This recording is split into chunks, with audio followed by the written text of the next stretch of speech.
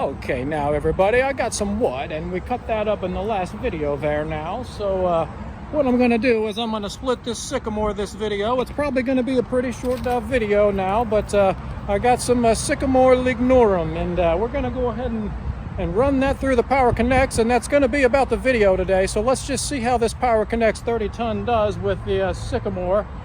Now, Power Connects and Tool Tough, they do have a new splitter out that's one of the fastest in the industry. It's like a 5.3 second cycle time, maybe 5.2, I can't remember, 5.3 I think, but it's very fast. It's a different color. It's under a different brand, but it's on their website already.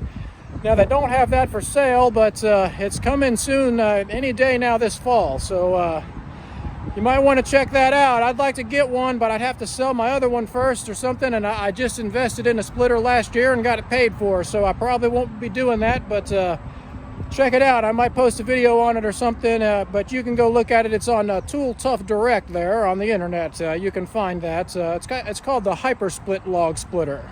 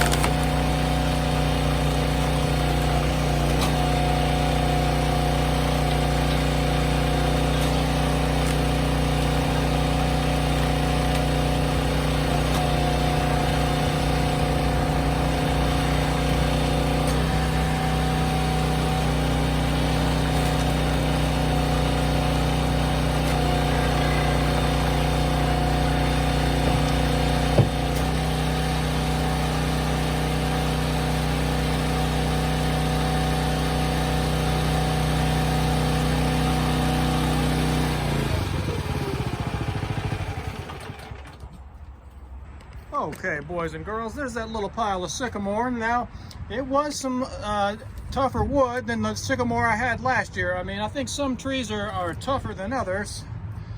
And there was a few ants in a couple pieces of that stuff. If you saw me throw some of it away, there was some ants in that wood, but just a few of them. But it did okay on the single wedge. If you were trying to run that through some type of box wedge or 8-way or something, it wouldn't do very good. But now, I had a sycamore tree last year and it cut fine, but that one was a little bit more stringy, a little bit more interwoven there on the grain. But we got through it okay, so that's going to about conclude the video today. The other thing I wanted to mention, and I'm not positive about this, but I think my log splitter is running a little bit cooler with that new oil, that Sinopec oil that I put in. I talked about it in my repair video there a few weeks ago. I think the cylinder is staying a little bit cooler, and I want to see if that oil is going to turn that hose black again, because if it doesn't, then that other oil I had was junk, and I'm not going to get into that until I know for sure. So give me a few months and let's see how that hose does on there. If it turns black again, I'm going to be really disappointed with that other brand of oil. And I'm getting that tank re-welded and it's got residue in it still, so I don't know if I can swish some diesel around in there and clean it out or what, or just put fresh oil in and hope for the best. But it's possible that I got some bad hydraulic oil in the last batch. So we're going to find out, and I'll let you know. I'll keep you posted on that. But I do feel like the cylinder is running cooler and the oil looks better. I like the look of it better. It looks real clean. So stay tuned and I'll let you know about that oil. I'm going to keep watching it, and you know I will fill you in. So that's about going to conclude today's video. I just wanted to get that sycamore split up. I got wood all down through here now. There's this sycamore, and I got all this wood to finish bucking up here today. So I'm not going to show that on camera. I'm just going to go ahead and get it done. It's a bunch of that nice maple I bucked up in the last video, and I'm going to get the truck loaded up and get home with some nice Katsuxila. So thanks for watching. Don't forget to like and subscribe. Now that sun's probably terrible where I'm at right now, but give me a like and a subscribe, and tune in next time. I'll see you guys later.